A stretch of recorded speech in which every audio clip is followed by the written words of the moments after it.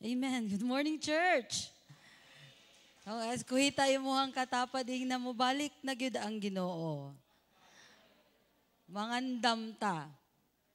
Amen. Let us all stand. Our topic for this Sunday is about revival. Revival starts at home. And let us begin by reading 2 Chronicles chapter 7 verse 14. If my people who are called by my name will humble themselves and pray and seek my face and turn from their wicked ways, then I will hear from heaven and will forgive their sin and heal their land. Let us pray. Father, we are so thankful, O God, because you love us so much. And that, Lord, your love comes a long way, Lord God, that, Lord, you gave your Son, Jesus Christ, for us. And that, Lord, you have reminded us today, Lord, na dili gid namo sayangan ang pagtuo nga among nadawat, that we will really be able to end well when you will come back. We pray, Father, that you will just speak to each and every hearts today. We pray, Lord God, that, Father, dili fear ang maglabaw sa among kasing-kasing, but excitement to see you face to face someday. Even, Lord God, as you put that fire in our hearts, O God, ng revival, Lord, sa among kasing-kasing, aron kami, Ginoo, mahimuming excited sa imong pagbalik.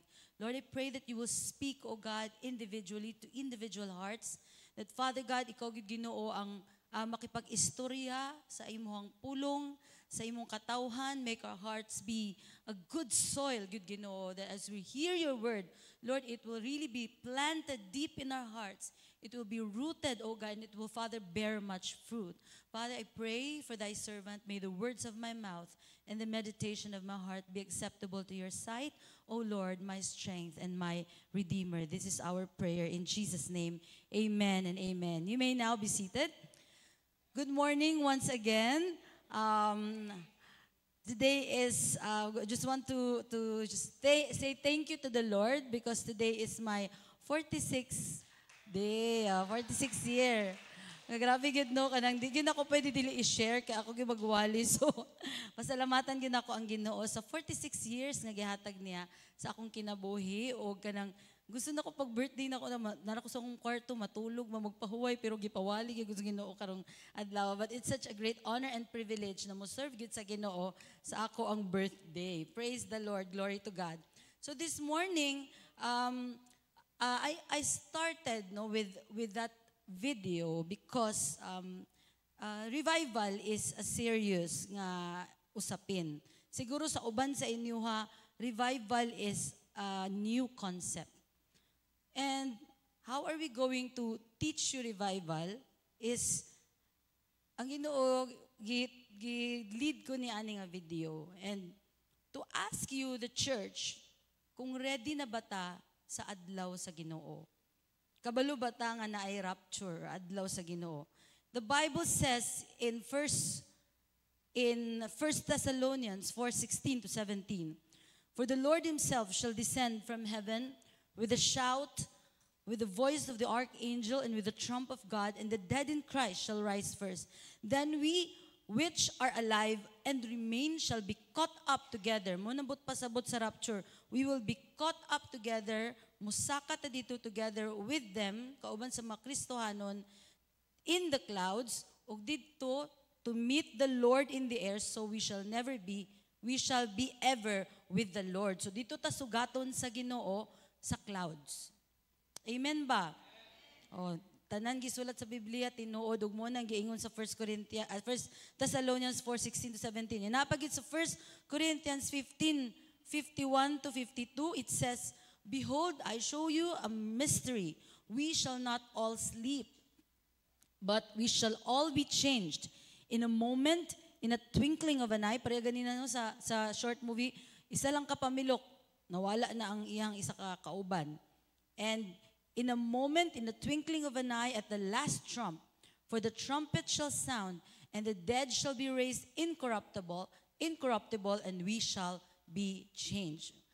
So mahitabo gina no nga ang ingon pa nila, one of the teachers said about rapture is ang makadungog lang daw sa trumpet katong madala no sa rapture. Karon diri sa to, wala ta kabalong, balik na bang ginawa anytime. Ang pangutana, andam bata.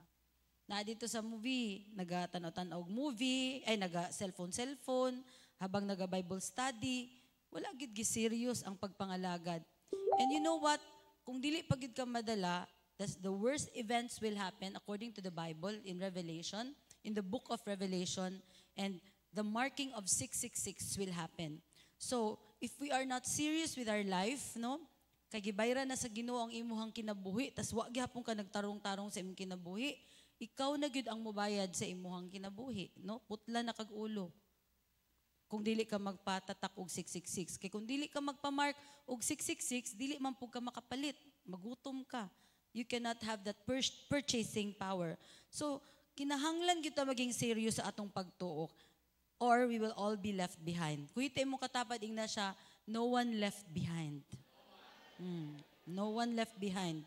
That's why we are teaching, no, these things to you, because we want everyone to go and be with the Lord in the rapture. Walay ingna sulti mong katapad, di na panahon magtulog-tulog, ingna. Praise God. We are living in these last days. Matuo bataan na? And we are already in the last leg. Last leg of the last days, no? And excited na kaayo ang mga saints nga nandito na una sa langit. Kaya nag-observe na gid sila, kita na gid tong mga final na mga people nga musunod na. And yet, ang mga tao sa kalibutan, even sa simbahan, kinahanglan og revival. Ngano, daghan ang nasa comatose stage, daghag hapit na mamatay, ang uban patay na gyud in terms of spiritual, no? Sa spiritual aspect. For me, in the spiritual sense, na ay duha ka klase nga patay nga tao. Una, dead in sin, katong wala sa simbahan. Patay siya sa sala, wala pa si Kristo sa iyang kinabuhi, no? Far away from God, wala na kaila sa Ginoo, moto atong pangitaon, they are the lost. And the second is dead na mga Kristohan, but pasabot Christians nga na-form, ningon siya Kristohanon ko pero walay gahom. Christians who have the form of Christianity but without power. They go to church, they attend church activities, but is not putting Christ first in their lives. Or they are not applying the word. Perhaps, sila kabalo sa pulong sa Ginoo, kaya wa sila gabasa. Pasopon, dili mag-soap. So, wa sila kabalo kung unsa diay nang pulong sa Ginoo, o ingon baya ang saying, nag-ingon ang saying, ignorance of the law excuses no one. I ka, ay, man ko kabaluan na, giwali man na siya, gipabasa ka, gipasop ka, gipabasa. The Bible is readily available, yet wala nimo gibasa. So mounang, sige kag pakasala, or wa ka kabalo nga sala, di na, kay wala ka nibasa sa Biblia, or ang uban, kabalo sila nga sala, pero deliberately, they disobey God because they like doing it. It's pleasurable. Lami siya buhaton. Enjoy siya. Entertaining siya. So I would like to, before ko mo adto no sa ato ang topic, I would just like to let you know nga ang buhi nga Kristohanon, kinahanglan first gyud ang Ginoo sa iyang kinabuhi. Sulti mo ko galingon, first ang Ginoo sa akong kinabuhi. Okay, unsaon na to pagkahibalo nga first ang Ginoo sa atong kinabuhi. God first in everything. We have to evaluate, no, with the word first. Next slide. F stands for finances.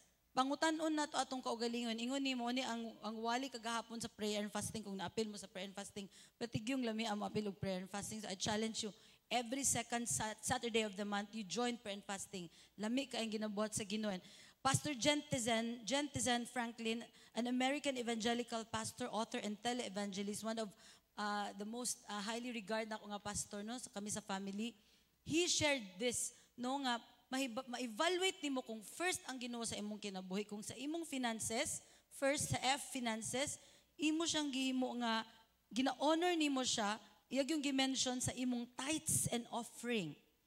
Kabalo ka nga pagpangawat nga dili mo hatag sa tithes, sa 10% sa imong income, pero wala gyapon ka nagahatag, so dili first ang Ginoo. Lord, kulang man gud, Lord, so wa nimo gisaligan ang Ginoo sa imong finances or sa imong offering.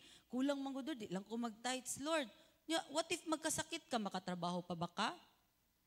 Ang atong tithes is our way of saying, thank you, Lord, for the strength, for the life that you have given us. So, ano si Pastor Jensen, finances, you have to honor God with your finances because in Jesus' sermon, 10 out of 16, nagadeal gyud og money. And nagasulti gyud for the love of money is the root of all evil. Dili ang money, but the love of money and even covetousness. Kaya ambot pasabot sa covetousness is materialism. Hunahuna sa mga material nga butang.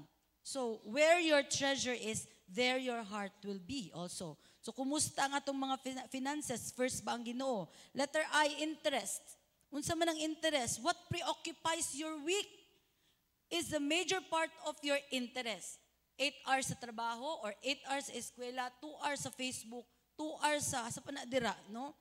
Asa ang Ginoo sa imuhang interest. Nga kinahanglan sa tanan, magluto, manglaba, mukaon, everything, God should be the first and the center.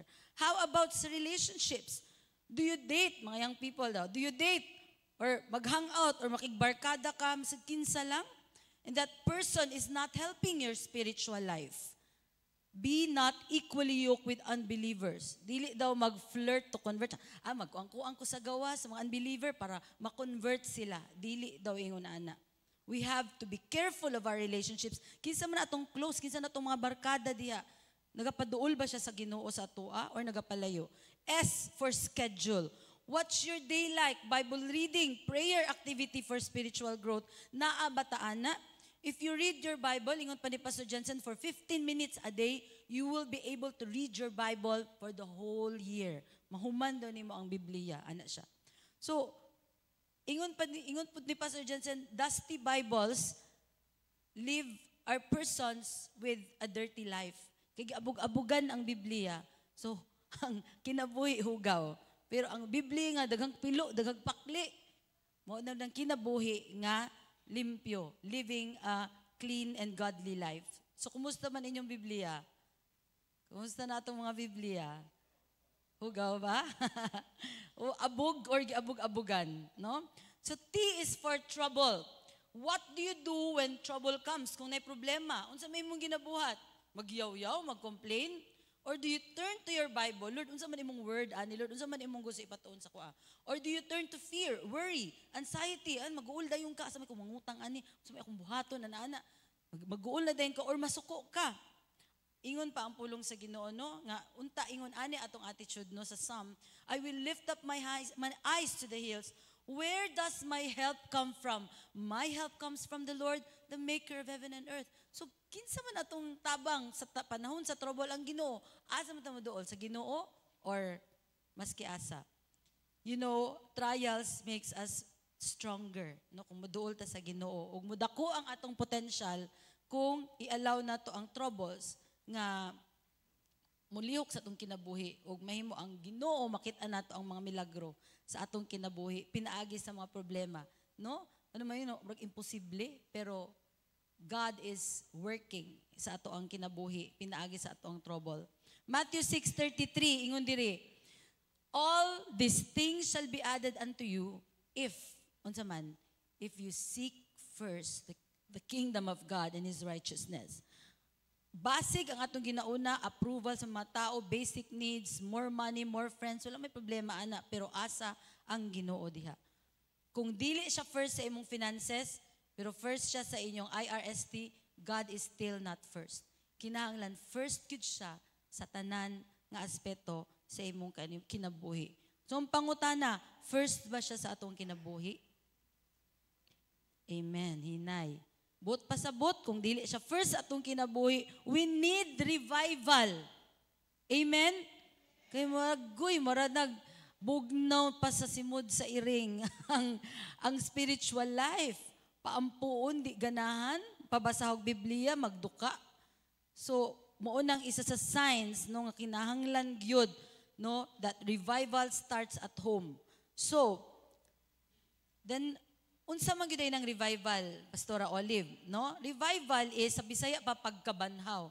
Ngano kinahanglan mamabanhaw kay nangamatay na lagi spiritually no. Dili na ingon ana ka kahigugma sa Ginoo. when you say revival, it's a renewal or appreciation of something that was previously popular. Pareha nang the revival of the 90s. Sa una sikat karon dili na kaayo. So naay mga ingon ana, but according to theologians, no, or before that, no, ang meaning sa revival is the true revival is not public spectacle or show. Dili siya for a show. It is a private surrender. It starts with individuals and families before it can reach to churches, cities, and nations. So, unsa magiday ang revival? No, dili pa sikat ang revival. It starts in our inner life. And revive means, it comes from the Latin word re, meaning again, and viver, meaning to live again. And revival is from the Hebrew word chaya, means to bring back to life. No, patay, buhion siya. To restore to consciousness. Nakuyap man, kinahanglan siyang buhion. Or to restore to previous condition. Unsa man day ang atong previous condition? No, perfecta diya sa Ginoo, pero tungod sa sala, nahimo tag nakabsan sa himaya sa Ginoo, imperfect na ta. But God wants to restore that life that He hath given us through that breath in the creation. And that's why we need to live again. Katong mga lost nga, wala pa si Kristo, kinahanglan sila mabuhi pag-usap, pero napo day patay sa sulod sa simbahan. Hindi ganan ba sa Biblia, wa nahigugma sa Ginoo. They are cold Christians, dead Christians, ug dili gina sila mauban sa pagbalik sa Ginoo. Mind you. So revival means making alive again those who have been alive but have fallen into what is called cold or dead state. They're Christians and have life, but they need reviving to bring them back to their first love and healthy growth of the spiritual life, according to Andrew Murray. It is also a work of God whereby the church and individual Christians experience a fresh sense of reality and the presence of God and respond accordingly as to quench the Spirit of God and thus extinguish His work of accomplishing His will, according to Paul Wolf. And it's also a restoration of Christians' first love. Balik-balik yun, restoration of Christians' first love, which results in awakening. In a much deeper sense, Jesus' resurrection has overcome the finality of death itself and given a new force to the metaphor of sleep. So dati, mga tulog ta, patay ta. When we say sleep, patay.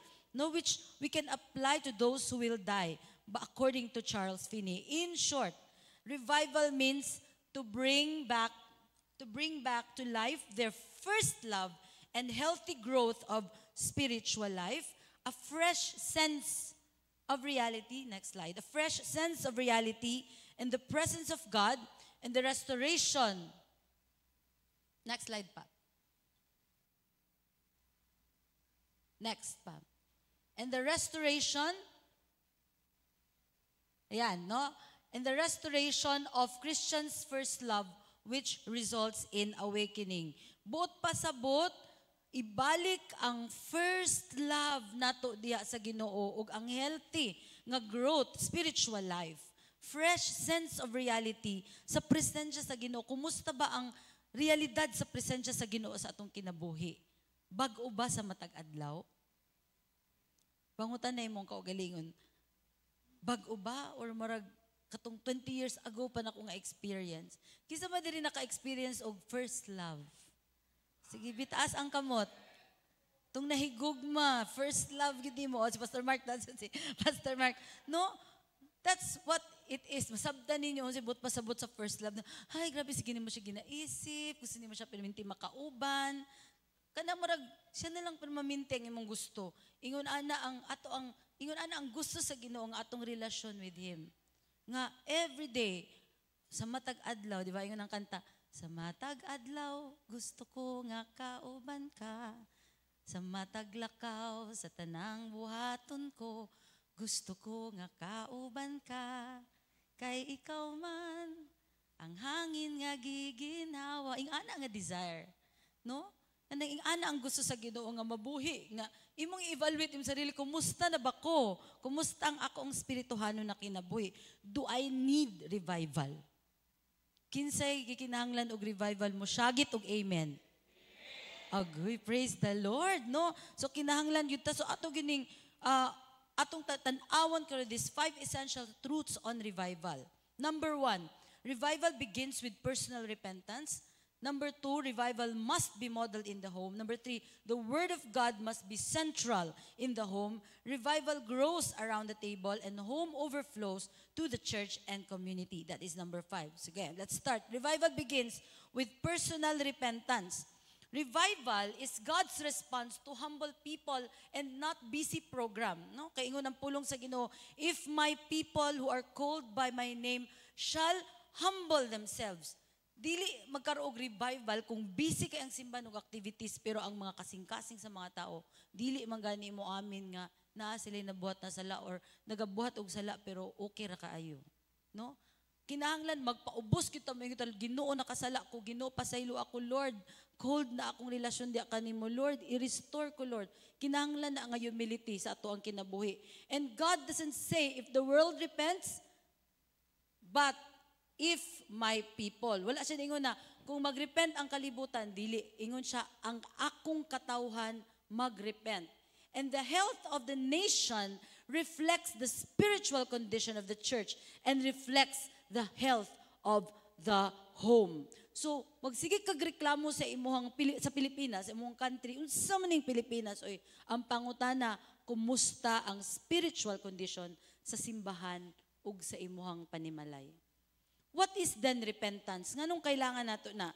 No, I will just tell you sa paspas lang no, if you want to take note, these are the verses about repentance. If 1 John 1:9 ingon diri, if we confess our sins to him, he is faithful and just to forgive us our sins and to cleanse us from all wickedness. Ato bang ginasugid sa Ginoo ang atong mga sala or ato lang ginapabuntagan wala tay labot pagkaugma bag-o na pong dili na to gina-open sa Ginoo kay maulaw ta. Pero sige, tagpakasala, di ta maulaw. Ingon ang pulong sa Ginoo sa 1 John 1:9 isulti. And according to Matthew 4:17, repent from your sins and turn to God, for the kingdom of heaven is near. Mangayo na gyud tagpasaylo. Ezekiel 18:30-31, repent and turn from your sins. Do not let them destroy you, all your rebellion behind you. James 4:8, come close to God and God will come close to you. Wash your hands, you sinners. Purify your hearts, for your loyalty is divided between God and the world. Agoy. Proverbs 28:13, people who conceal their sins will not prosper, but if they confess and turn from them, they will receive mercy. Kung dili nimo isulti imong masala, imong tabon-tabonan, dili ka makadawat og kaluoy sa Ginoo. Psalm 34:14, turn away from evil and do good. Search for peace and work to maintain it. Pagtrabahuan yun, pangayuag pasaylo imong sala ug hunungan yun ang pagpakasala. Ezekiel 18:21, but if wicked people turn away from all their sin and begin to obey my decrees and do what is just and right, they will surely live and not die. Luke 5:31-32, Jesus answered them, healthy people don't need a doctor, sick people do.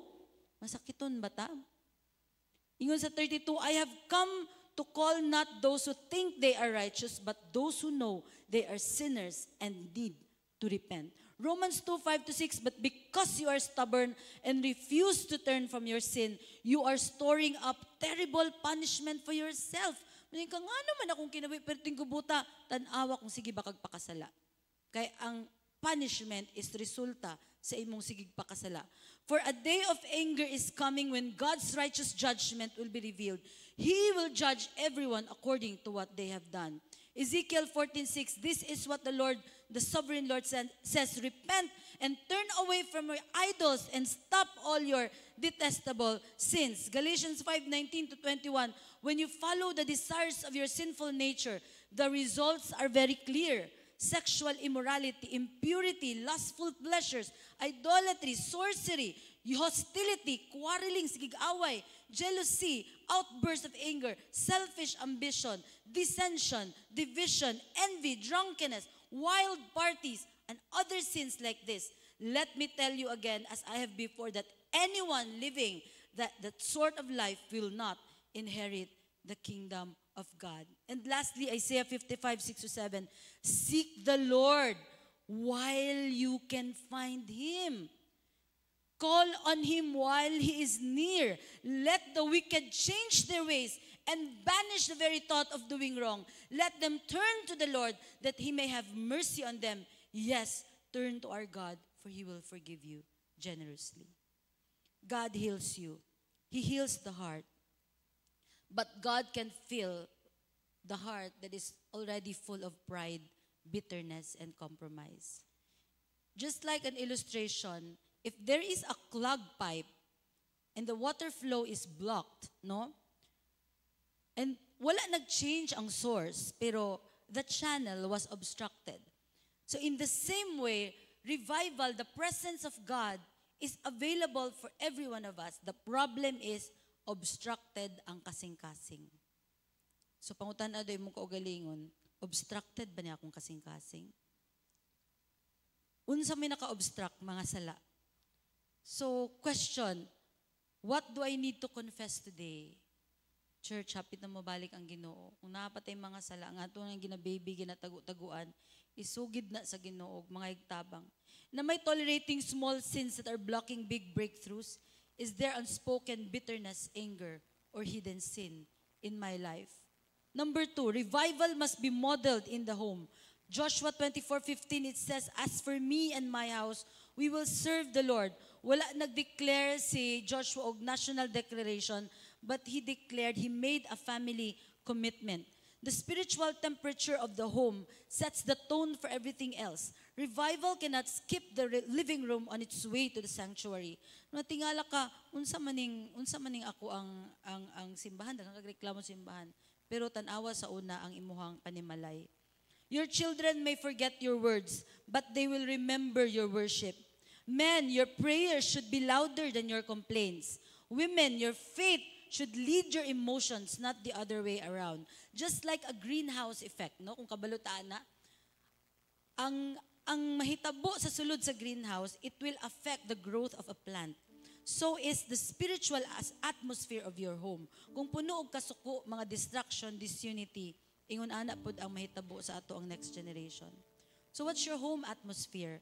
Are we praying together as a family? Do our children see us reading the word and seeking God? Or ang imo pang mga anak mo ingon, pag-soap na oy, mapag-soap na. Unta kita, mga ginikanan ang mag-lead.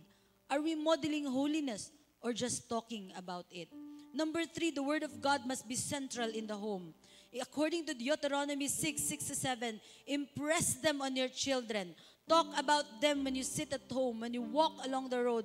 The Jewish tradition understood that revival starts at home, and through daily, deliberate teaching of God's word. Unsa man atong ginatudlo sa atong mga anak. If we do not disciple our children, the world will. Many Christian homes are entertainment rich, but scripture poor. Mutuo ba ta, ana? 3 hours sa Facebook, 3 hours sa social media, pero sa family devotion, X, kulelat. Walay time mag-istorya about sa soap sa Ginoo. That's why it's like saying, puno na kaayo akong kinabuhi og mga junk food, dili na ako ready mo dawat pa og pulong sa Ginoo. Inana ba? So, let's start with a 5-minute daily devotion sa family. Lingkod. Kauban nimo anak, basag Biblia, pasalamatan nimo anak. No? O unsay mong soap karon, storyahan nimo.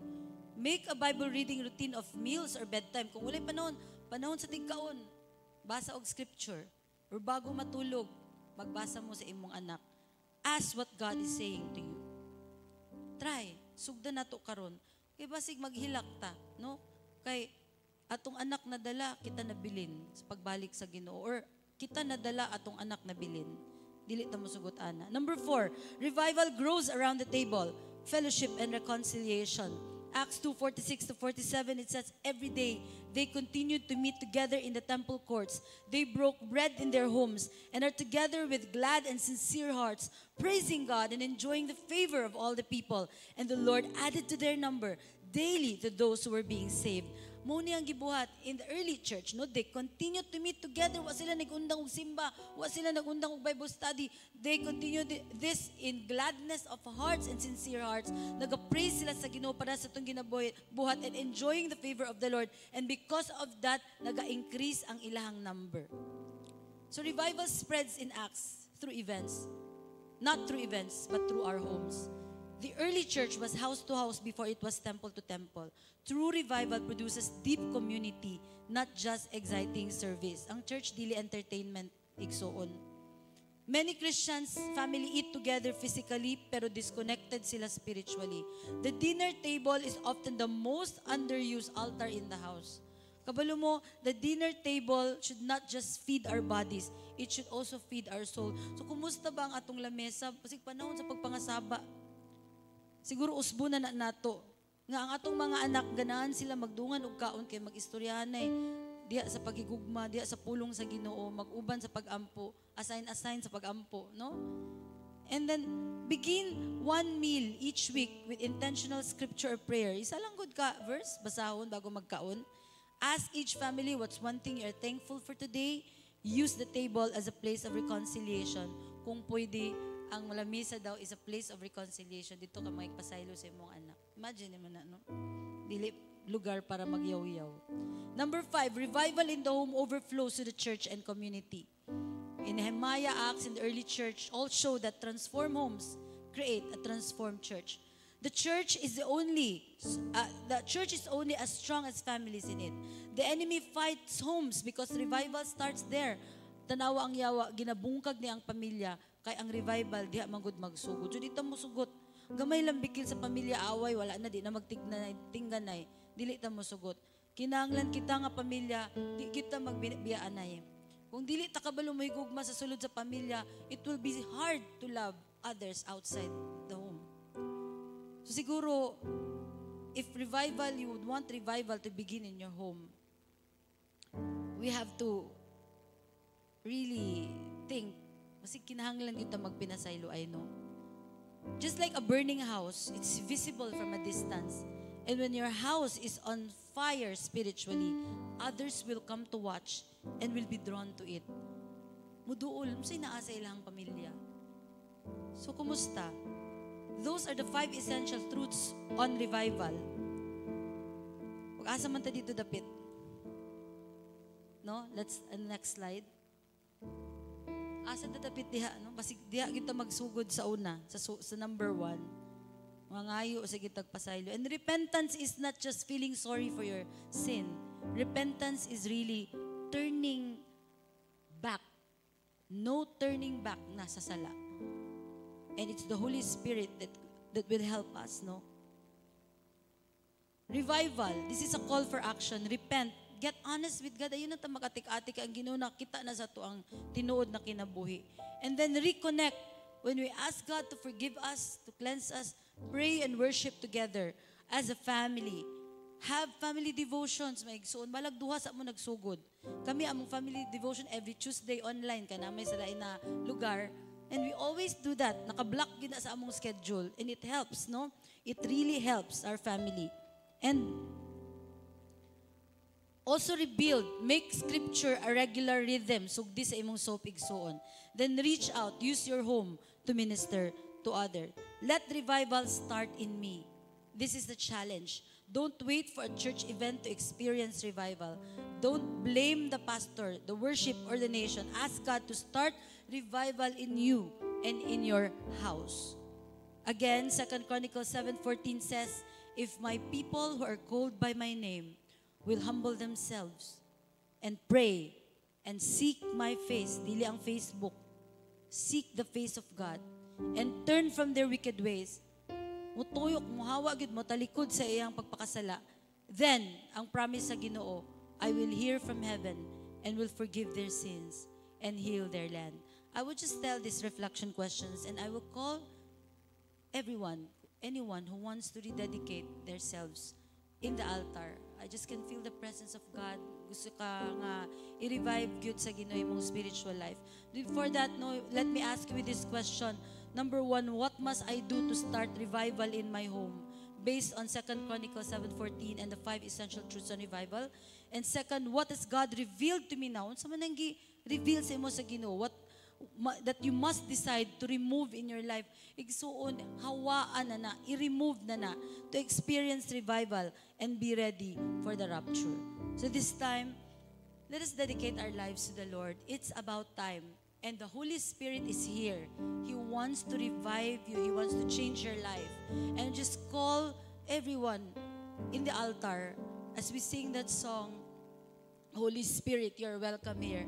I-allow na to ang Holy Spirit na mag-minister. And I ask the pastors to lay your hands upon all these people na nag-desire good, na ma-revive good, no, sa inyong spirituhan na kinabuhi. Dili kami ang mag-minister sa inyo, ang Ginoo. Na ang Holy Spirit diri, just come in the altar and allow the Holy Spirit to minister to you. Hallelujah, Jesus.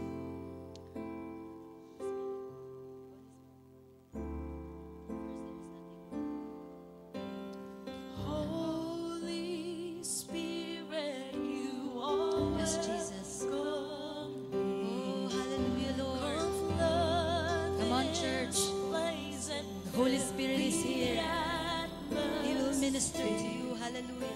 Your glory, God, is what our hearts long for. To be overcome. Come on, pastors, lay your hands. By your presence, Lord, Holy Spirit. Come, Holy Spirit. You are welcome. Oh, yes, Holy Spirit. Come flood this place and fill the atmosphere. Your glory, God, is what our hearts long for. To be overcome by your presence, Lord.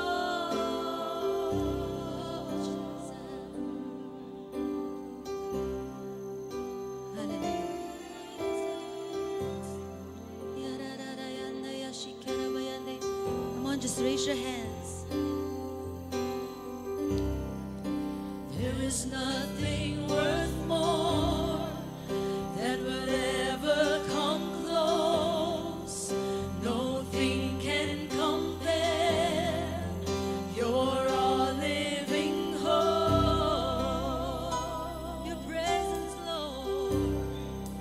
Your presence, Come Lord. on, church, be desperate of the presence of God in this place.